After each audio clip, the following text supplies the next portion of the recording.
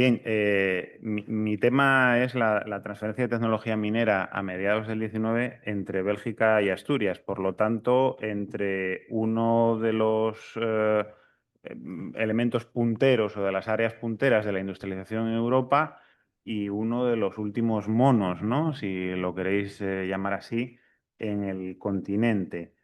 Y cuando hablamos de este elemento, tenemos que referirnos necesariamente a la Real Compañía Asturiana de Minas, que ha sido evocada ya y que se funda, bueno, pues con por instancias políticas, ¿no? Desde el Ministerio de Marina, tratando de reducir la dependencia tecnológica en estos menesteres del exterior y continuando con esa onda que empieza con las guerras napoleónicas de intentar alejar los centros de producción armamentística de la frontera, que como bueno, parece bastante razonable en esta época, y sobre todo teniendo en cuenta los precedentes, y que también afectan a Asturias, como muy bien sabéis.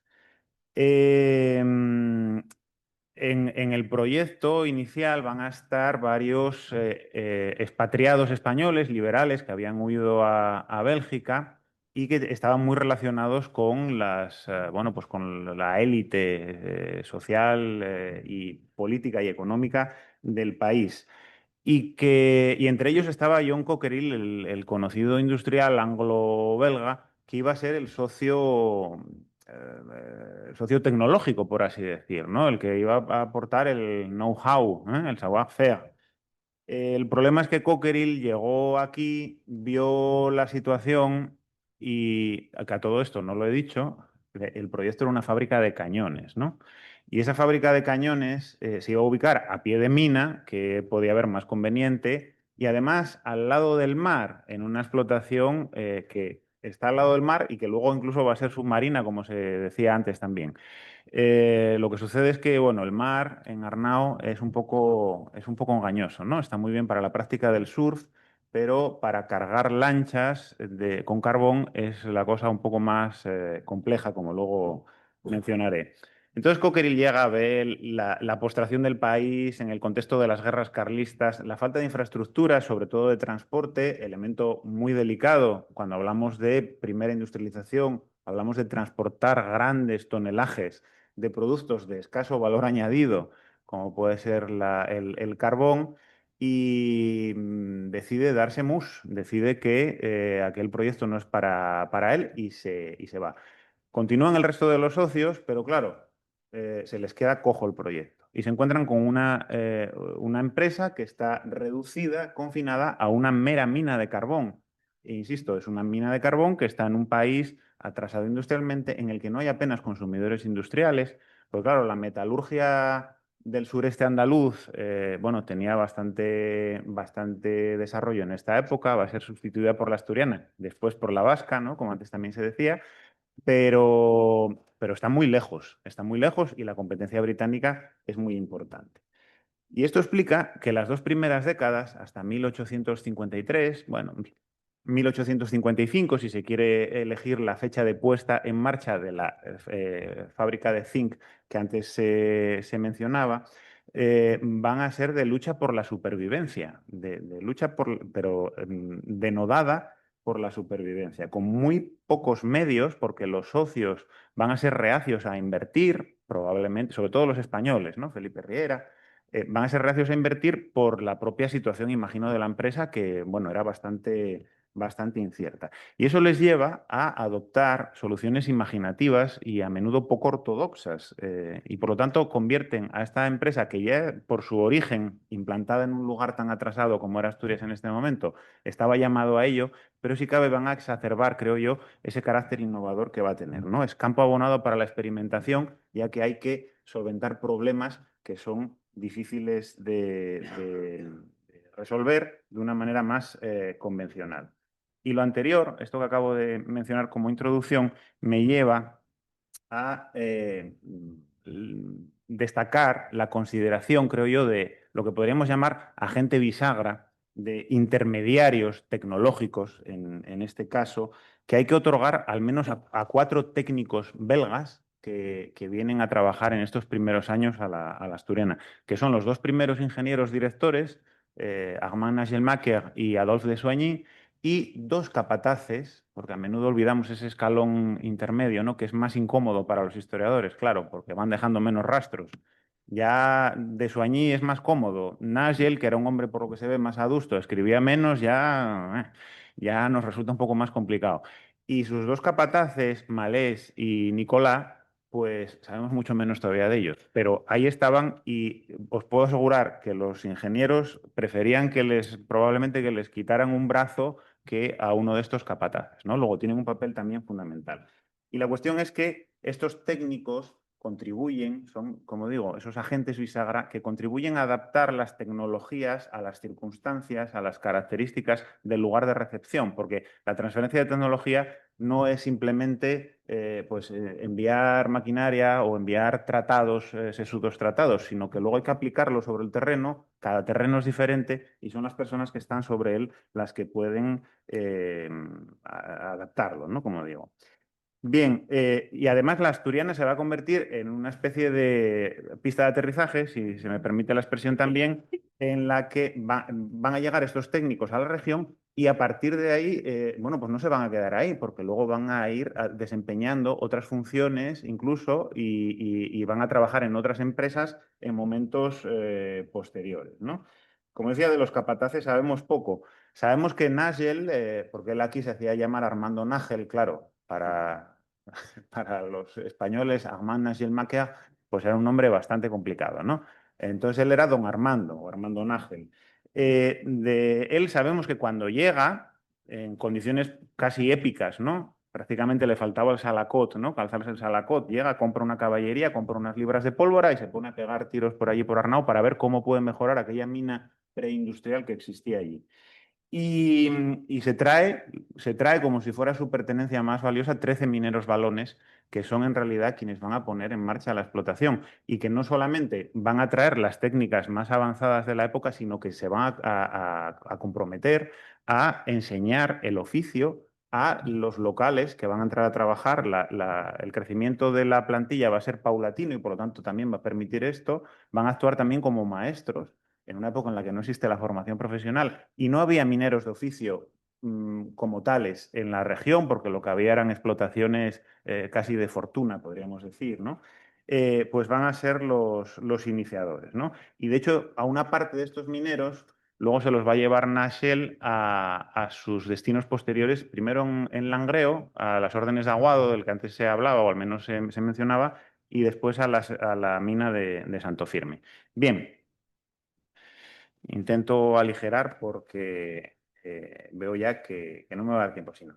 Bueno, Nagel era miembro de una familia, de una prominente familia belga, que poseía nada menos que una empresa de banca, la banca Nagel Makiaf, que todavía existe a día de hoy, aunque es filial de un banco chino, también es un signo de los tiempos actuales, ¿no?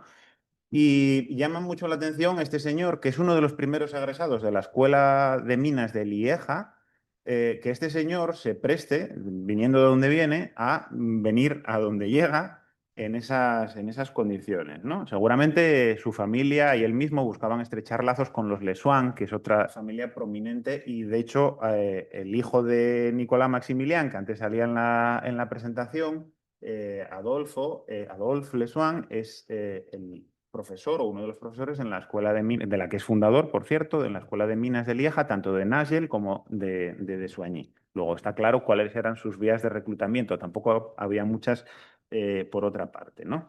Y claro, bueno, identificar oportunidades de negocio en España también podría ser otro aliciente, probablemente, etcétera. Pero claro, llega aquí y se encuentra con las dificultades que antes mencionaba y algunas otras, ¿no? La mina de Arnao está a pie de playa, realmente, pero como decía, es una playa muy difícil, es un mar muy difícil. Y bueno, muchas de sus tribulaciones están relacionadas con la evacuación del carbón, ¿no? Llevar el carbón por los caminos de la costa de muy mala calidad en carros de bueyes hasta el cercano puerto de Avilés, que reunía mejores condiciones, estamos hablando de unos pocos kilómetros, 4 o 5, no sé, pero multiplicaba por mucho el coste del carbón en la bocamina. Luego era un problema. Y la falta de efectivo que antes aludía, la morosidad de Felipe Riera, que era uno de los socios y el tesorero a soltarle fondos a Nigel para que fuera acometiendo las obras, las inversiones que necesitaba, pues también son un factor bastante disuasor. Entonces, como digo, Nigel se encuentra aquí en una situación pues bastante compleja que lo obliga, si cabe, a ser particularmente innovador, particularmente arriesgado en algunas de sus actuaciones. A él se debe el primer ferrocarril, ¿no? El ferrocarril interior de la mina, como es sabido, tan precoz como en el año 1837, que además se lleva a cabo importando masivamente materiales de Bélgica, porque la asturiana tenía una exención aduanera en atención al interés estratégico que tenía la empresa, ¿no? También el empleo de pólvora en la extracción de carbón, que era complicado porque bueno, comportaba riesgos y a la vez no puede ser comportaba riesgos y a la vez era difícil de obtener en el contexto de las guerras carlistas, lógico por otra parte, ¿no? Pero permitía obtener carbón de un calibre mayor y por tanto más valioso, en fin. Bueno, a él debemos también la introducción de un método que parece en absoluto ortodoxo, que seguramente no hubiera empleado en una explotación de su país con unas condiciones más estándar para la época, ¿no? En Europa, como es la explotación por derrumbe. Porque claro, como embarcar en Arnau era prácticamente imposible durante 7 u 8 meses al año, le interesaba obtener el grueso de la producción en los meses más favorables y para ello lo que hacía era practicar galerías estrechas, estrechas, hasta donde podía llegar y luego, cuando era la época buena, volvían retirando el carbón y de esta manera ahorraban en sostenimiento, dejaban que simplemente se arruinara cuando procediera. Claro, no es lo más ortodoxo, obviamente, ¿no? Y complica la producción posterior, pero en el momento permitió extraer el carbón de una forma, bueno, pues económica y no nos consta que haya habido accidentes reseñables relacionados con esto. También es el introductor de la explotación por testeros en Asturias, que tenemos ahí un croquis, ¿no? Básicamente una escalera invertida, que es particularmente adecuado para capas de carbón inclinadas, como son la mayoría de las que existen aquí. Esto no lo va a hacer en Arnao, pero sí en Langreo después en su estancia a las órdenes o trabajando para Alejandro Aguado.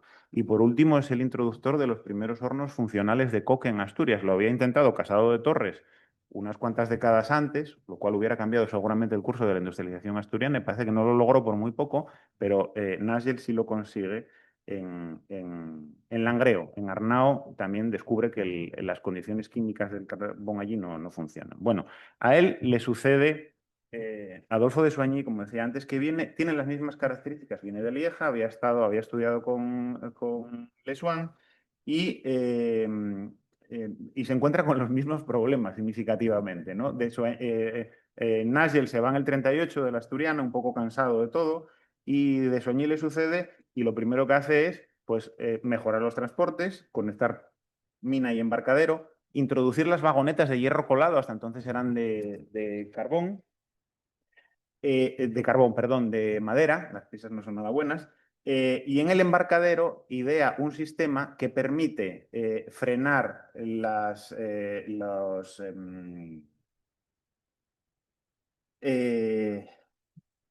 los cubos en los que bajaba el carbón, permite frenarlos en el momento de llegar abajo para liberar la carga en el momento en que la lancha se estuviera un poco quieta para que no se perdiera todo el carbón, ¿no? Algo que parece una cosa muy sumaria, muy tonta, pero que les permite ahorrar muchísimo. Y sobre todo es el introductor de la famosa mina submarina de la que antes hablábamos, ¿no? La primera y la única mina submarina de carbón, a mi conocimiento, en Europa. Permite acceder a la parte más profunda del banco. La más superficial ya se estaba agotando y además era de menor calidad. Y además introduce, bueno, pues un malacate de extracción, un malacate de tracción animal, pero ya pensando en introducir medios mecánicos de extracción, cosa que va a suceder en Arnao con 50 años de antelación al siguiente castillete, porque en Asturias, como sabéis, la minería es fundamentalmente de montaña horizontal, ¿no? El siguiente pozo vertical es el de San Julián de Vox, pero es ya de principios del siglo XX. Y introduce también los cables de hierro trenzado, una novedad absoluta en la época, porque, claro, eran muy exigentes las condiciones de extracción por ese plano inclinado que daba acceso a la parte submarina de la mina. Eso lo había visto él en un viaje de estudios en Aquisgrán, poco antes de llegar a la Asturiana. es la época en la que se inician los viajes de estudios de los ingenieros de minas, lo cual también tiene su interés. En fin, y se va unos pocos años después, o unos cuantos años después, a mediados de los 50, cuando llega ese proyecto de Jules Auxerre al que se refería Alfonso con anterioridad, en el que se gira a la producción de zinc. Bueno, él no empasta, era una persona con mucho carácter, no se lleva bien con Auxerre, considera que ha sido postergado en la empresa, pero antes de irse desarrolla algunas de esas obras estratégicas que también se han mencionado y que por lo tanto no voy a insistir en ellas, ¿no? El ferrocarril que conecta con el puerto de Avilés, ese túnel que es una obra prodigiosa de ingeniería para la época y sobre todo ese ferrocarril que supone una auténtica obra de ingeniería de fijación de las dunas del Espartal, de la zona de Salinas, que hubieran engullido la vía férrea, ¿no? Para lo cual él desarrolla multitud de estudios ad hoc en su momento. En fin, todo esto nos habla del carácter polifacético, no solamente de Desoañi, sino yo creo de los ingenieros de minas de esta época, que eran auténticos hombres renacentistas que hacían un poco de todo, ¿no? El propio Desoañi va a trabajar como ingeniero civil para el Ayuntamiento de Avilés, en fin.